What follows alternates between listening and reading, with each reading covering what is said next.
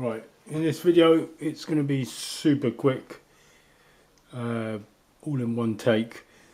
So some of you have followed my channel a while and you've known that I've changed my TPMS sensor, so that's tyre pressure monitoring sensor, in my Ford Focus about 3 times, and the last time I had problems. The problem is that the new batch of new TPMS sensors from Ford directly, they were not compatible with my car. They should be compatible. You should put it in and you shouldn't have to worry. It's pre-programmed. Drive away and the car recognises it and off it goes. But the last one I changed about 6 months ago, maybe 7 months ago. Drove off and it kept coming out with errors, and I had to take it to another tyre shop to have it reprogrammed. And I'll tell you the name of the tyre shop in a minute. But anyway, the original tyre shop that fitted the TPMS sensor in my car, the new style whatever TPMS sensor, they were baffled. They just couldn't work out why it was, and they said they had the tools to program it, but they didn't. They just had the tool to say, yes, this one's low in battery, let's change it. And they never made an attempt. They put a scan tool in my car, but it came out of other errors, and they kind of blamed it on that. It's because I left the maths sensor unplugged. However, when I did put the maths sensor back in, the car still didn't recognise the new TPMS sensor. The way you see it, and I haven't got an example today because it's in the car now, but simply put, when you put the cap on, when you pump up there, when you put the cap on, it leaves a tiny little brass ring that's visible. The old style, if you've got a car roughly the same age as mine, your TPMS sensor should be going back now. So mine's 2015. As you close the cap, you see the black shaft of the rubber shaft. You don't see like a little copper shaft, a ring. So that's how you know, right? And so many car shops, either they're unwilling to go there to do a bit of reprogramming, or they just haven't got the equipment, or they can't be bothered. But anyway, I've tried 2 shops from my local area, this particular garage, and last time, 7 months ago, the guy was okay. He did it. He did the work. He charged me £35, but he didn't fit the sensor in. It was already in. He just charged me £35 to program, which I thought was a bit steep.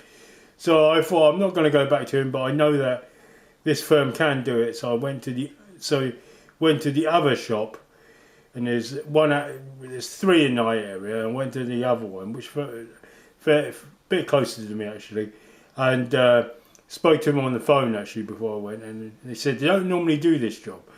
And then you see, I had to make up some sort of a job list on the computer, and I said, I told him what's up, and you've done it before, one of your other guys has done it before, and the key is their scan tool. They push it up against the wheel. Their scan tool is either bright blue or it's black with a lot of blue on it.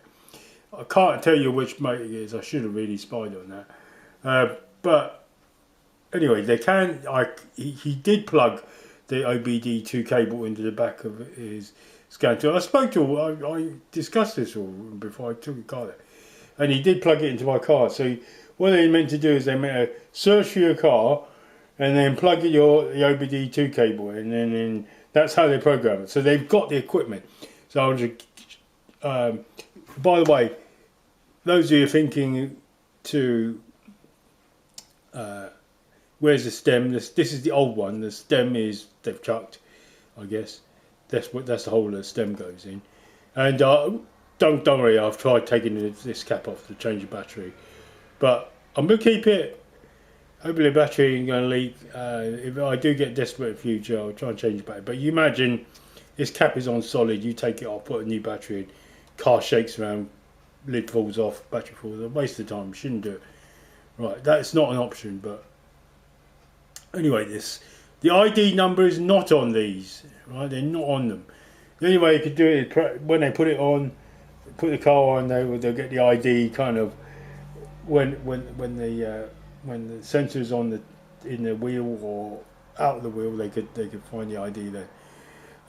But he programmed not the ID in, he programmed the car in, right? So it doesn't need an ID, but it will come up with an ID. It did come up with the ID in the end. And one more point, he couldn't with his machine couldn't get it to go, right? Couldn't get it to recognise for quite a while. He kept pressing it up and he thought, oh, it's not recognising it, not recognising it. I thought, oh no. So he went back to do another job to do so because he was busy. And of course, you know, I'm no kind of no amateur. Let's put it that way. So I went in the car and I turned on the electrics. You know, turn on the electrics. You don't run the car yet. Turned it on, but then he came back a couple of minutes later. He scanned it. Oh, it's on now. And I told him, you know, I'm not going to hide it. I said, no, I turned on the. By the way, I'm just going to turn off the electrics now, which gives a hint that I turned on the electrics, right? So he knows now as well. So, you know, everyone learns. You don't want to make people lose face. But anyway, that's the video really. Oh, of course, if you watch to the end, you need the name of the tyre shop, and the tyre shop is Just Tyres, and in the UK firm. All right, thanks for watching. Sorry I left it to right at the end. I should have said it midway or something.